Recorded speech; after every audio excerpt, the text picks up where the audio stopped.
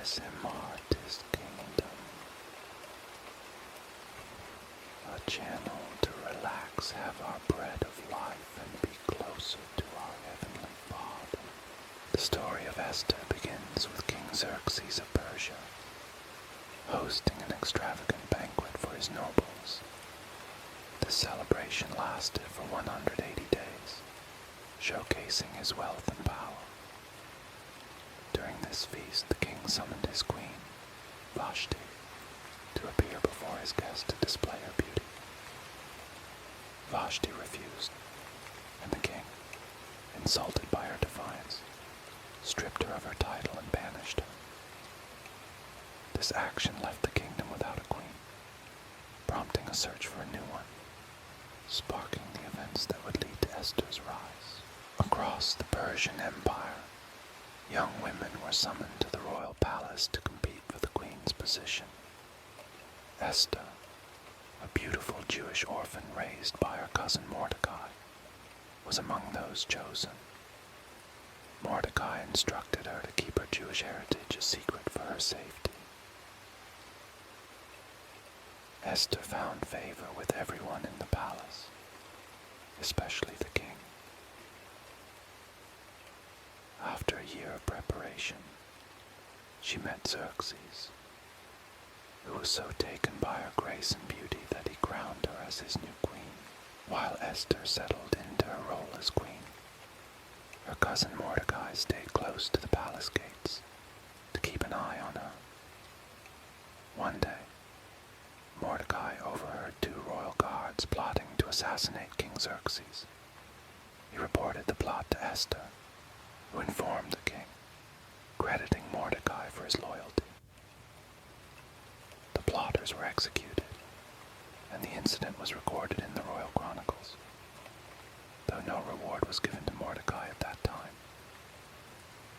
This act of vigilance, however, would later prove essential around this time.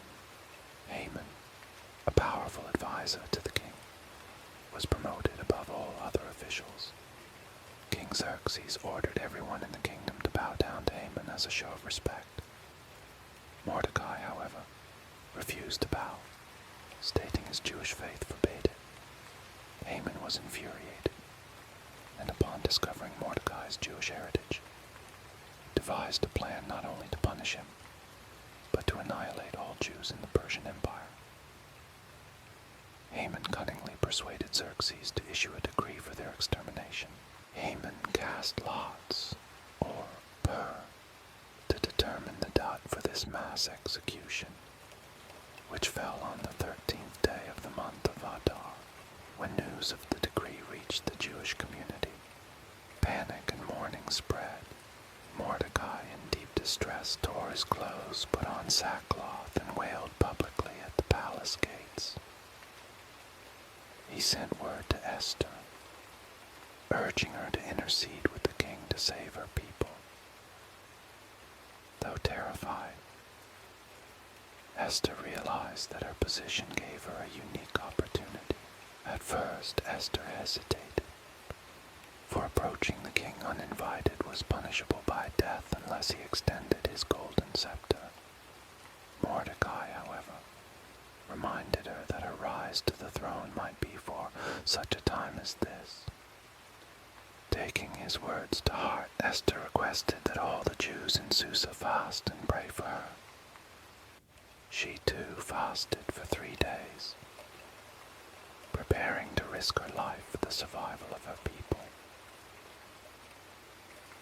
On the 3rd day, Esther dressed in her royal robes and courageously approached King Xerxes. When Xerxes saw Esther, he extended his golden scepter, signaling his approval. Relieved, she invited him and Haman to a private banquet, saying she would reveal her request there. Xerxes agreed, and during the banquet he asked what she desired, offering up to half his kingdom. Yet Esther delayed, inviting them both to another feast the next day. Haman left the palace joyful, but became enraged upon seeing Mordecai, who still refused to bow.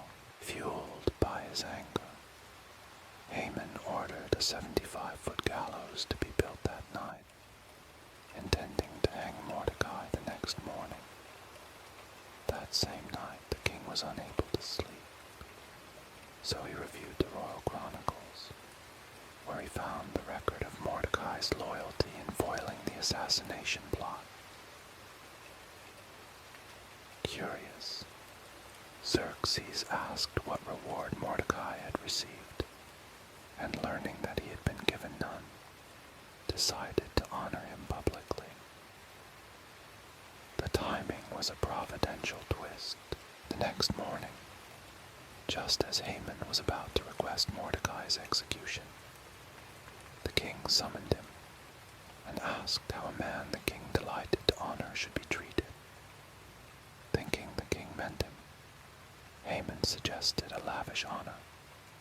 To his horror, Xerxes ordered Haman to lead Mordecai through the streets on a royal horse, proclaiming the king's favor. Humiliated, Haman obeyed, leading his enemy through the city while Mordecai was celebrated. That evening at Esther's second banquet, Xerxes again asked a request. With courage, Esther revealed her Jewish identity and exposed Haman's plot to destroy her people. Shocked and enraged, Xerxes left the room. Haman, realizing his impending doom, begged Esther for mercy. When the king returned to find Haman pleading close to her, he misinterpreted it as an attack on the queen, and ordered that Haman be hanged on the gallows he'd built for Mordecai. With Haman's death, the immediate threat was removed, but the decree against the Jews still stood. Esther bravely approached the king again, pleading for a solution. Xerxes allowed her and Mordecai to issue a new decree permitting the Jews to defend themselves on the appointed day. When the day of Haman's original decree arrived, the Jews defeated their enemies and secured peace. This victory is celebrated annually as the festival of Purim, remembering Esther's bravery and the Jewish people's deliverance. Through Esther's courage and faith, an entire nation was saved. Her story is a testament to the power of standing up for justice and the unexpected ways that providence can work through ordinary people to achieve extraordinary outcomes.